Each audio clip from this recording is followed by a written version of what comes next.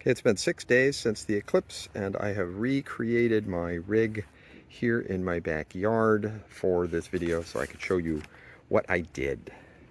So starting from the very beginning, the whole thing is based around a barn door tracker.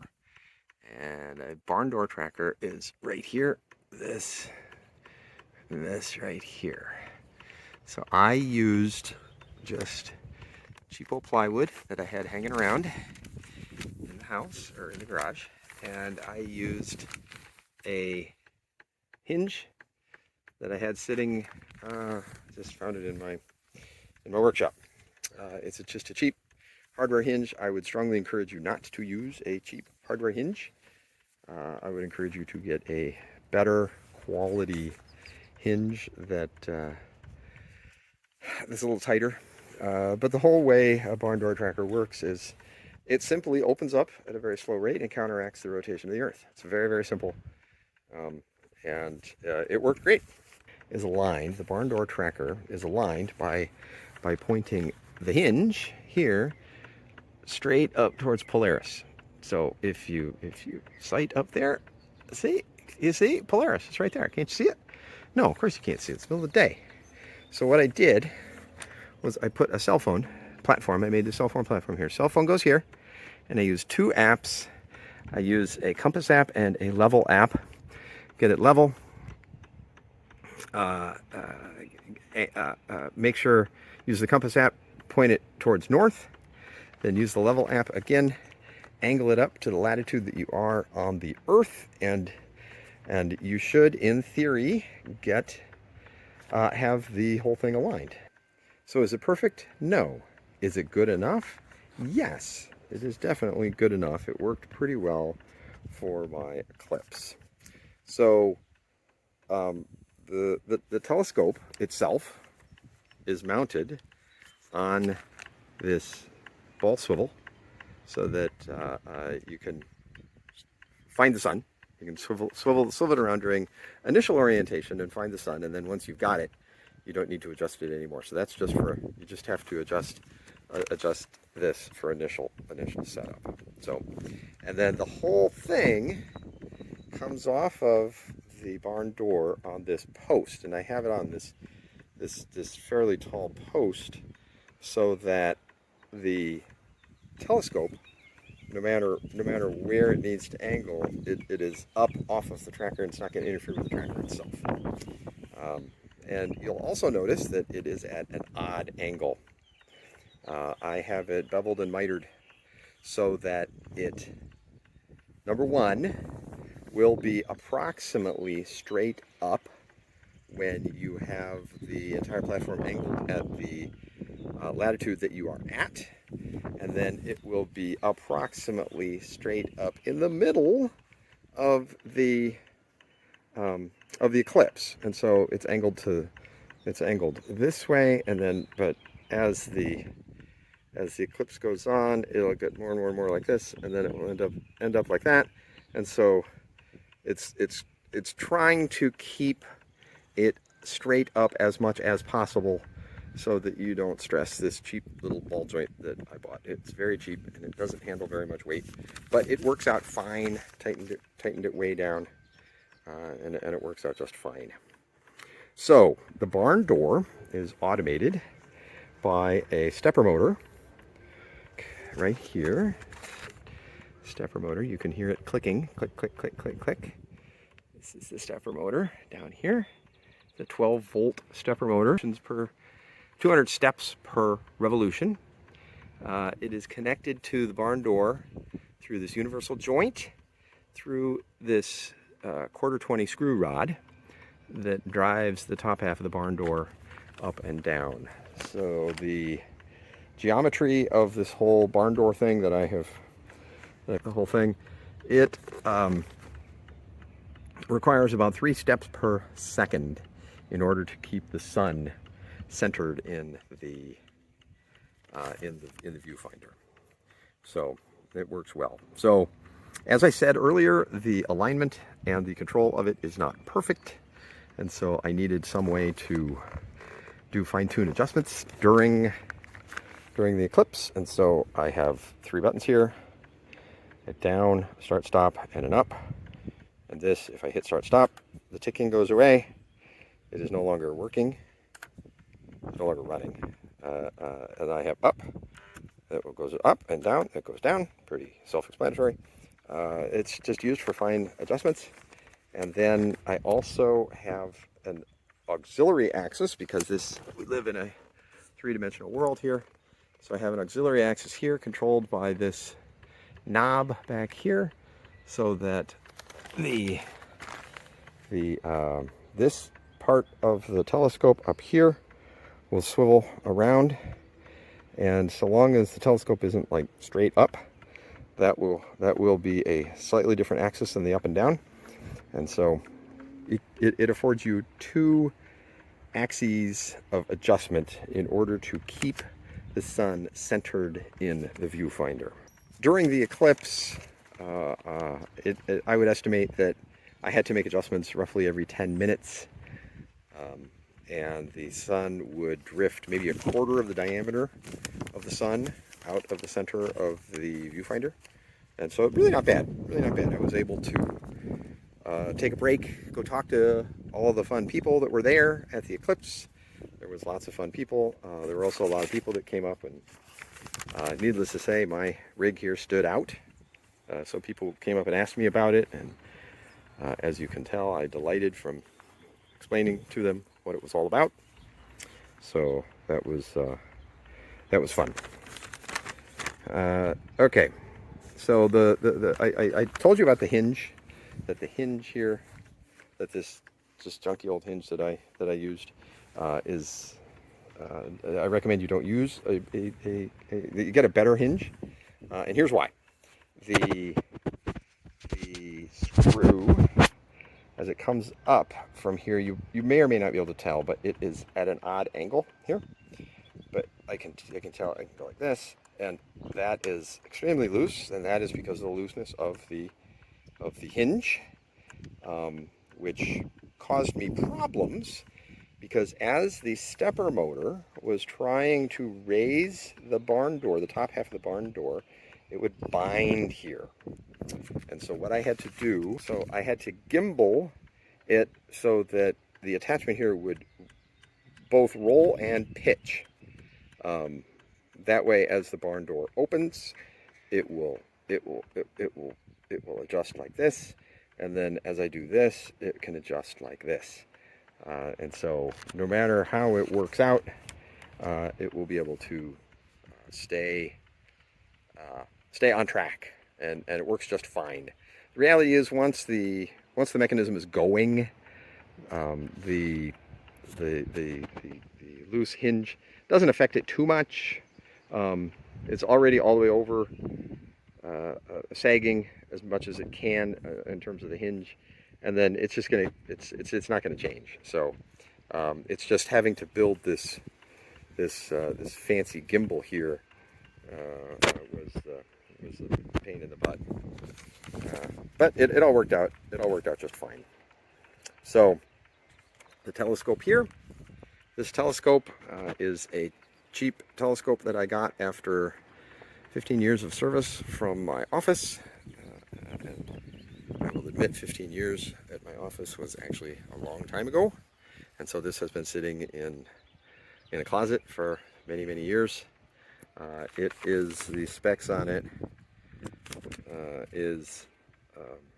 what are the specs on it? It's a 70mm f5.7 refractor telescope. So it's nothing, nothing to write home about. But I do want to point out the most important part of the entire setup here is what is on top of the telescope right here. If there's anything to take away from this video, it is this right here. It is the solar filter.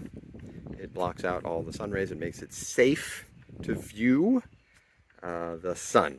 So during the lead up of the eclipse, if you were paying attention even in the least, you heard all of the newscasters and all the scientists and all of the experts, and they all said, don't look at the sun without ISO approved filters.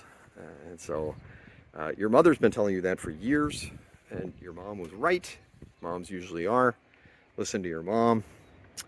But you have to have the solar filter on this end of the telescope, or binoculars if you have binoculars. You cannot put it on this end, because by that time it is too late. The sun has gone through the telescope and likely burned up the telescope, because it will get immensely hot in there. And before that happens, the light that comes out of your eyepiece will be super concentrated, and it will simply burn a hole in anything that you put there. So if you put a pair of glasses here or your eyeball, bad things will happen. So don't do that, and don't try it as an experiment either, because like I said, you're going to destroy your telescope very quickly. So the photos, let's talk about the photos. The video that I showed you, that I made, is not a video, it is a collection of photos. And the photos are taken by my Raspberry Pi right here. It's a Raspberry Pi 3B Plus, and it is connected to a 12 megapixel IMX708 camera module 3. So this little tiny thing right here is the 12 megapixel camera. Nice and cheap, only 25 bucks. I had to buy an extension cable and this connector thing, so extension cable and connector thing to attach it, so that during the whole eclipse nothing would bind. Nothing did. It worked great. I did have some friends at work. I asked them if they would please 3D print me an adapter, which they were happy to do. So the camera module 3 screws into the back of the adapter, and the whole adapter just slides on to the telescope. Works great. No issues there at all. Stepper motor. The stepper motor here is powered by an Arduino right here. It's an Adafruit Metro 328 that I had sitting around, so I didn't have to buy it. And it controls that. I bought a screw shield, and I bought a stepper motor controller that's this right here that I screwed on, or soldered on to the screw shield, and everything is connected to the screw shield. My buttons are over here, the motor's over here. 12 volt power for the motor is here, and then this is, I decided to run the Raspberry Pi just off of this 5 volt output from the Arduino. And so the Adafruit Metro 328 is controlling that. Okay. Electronics. The electronics, all of power. Let's talk about power. So power is right there. Car battery. My wife came with me, so I pulled the car battery out of her car. She didn't need it. She wasn't here. And brought it with us to Indiana, our destination. And I hooked it up here. I created a power box. I created this power box down here, right here. I don't know if you can see it very well, but inside there I have a simple 5 volt buck breakout board, and that takes the 12 volts and converts it down to 5 volts. And so what I have here in this power box is I have the 12 volts coming in here from the car battery, and then I have 12 volts going out here for the motor, 12 volts going out here for the monitor. This is the monitor. And on this side I have 5 volts coming out here for the Arduino and the Raspberry Pi. Okay, it works great. After the entire eclipse, I did, before and after the eclipse, I ran tests, etc. And when I dropped it back in my wife's car started right up, no problem. So the amount of power that it consumed was pretty small. So I did have to buy the micro USB connector right here for both the Arduino, and then the same one here on the other side of the HDMI. Let me get up and show you. See, right here, right there. So I could connect to it, and I bought the battery cables here, just a battery connector kit.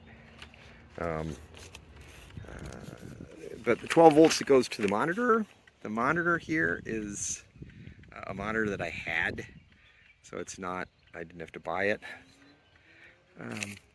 It works fine. It's actually been chugging along now for probably half an hour, and you can see that the sun is still, well, maybe you can't see, but it is still more or less centered in the image.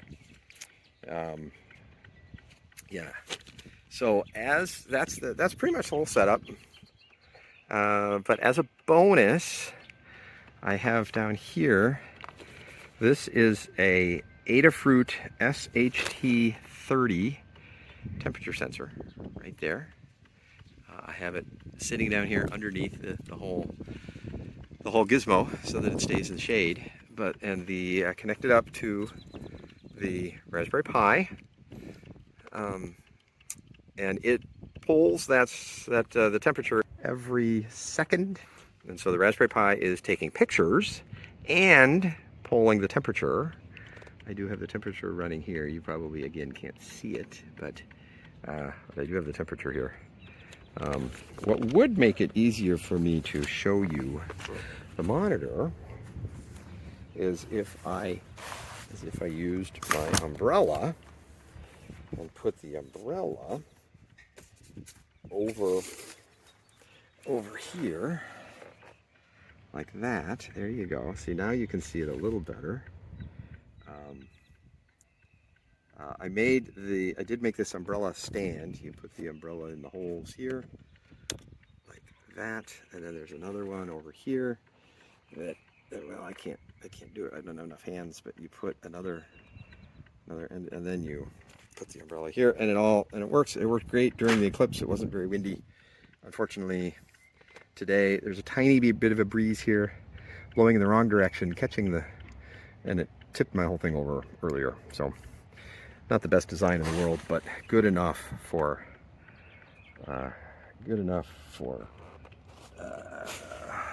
what I needed. And that, I think, is it. Thank you very much for your interest.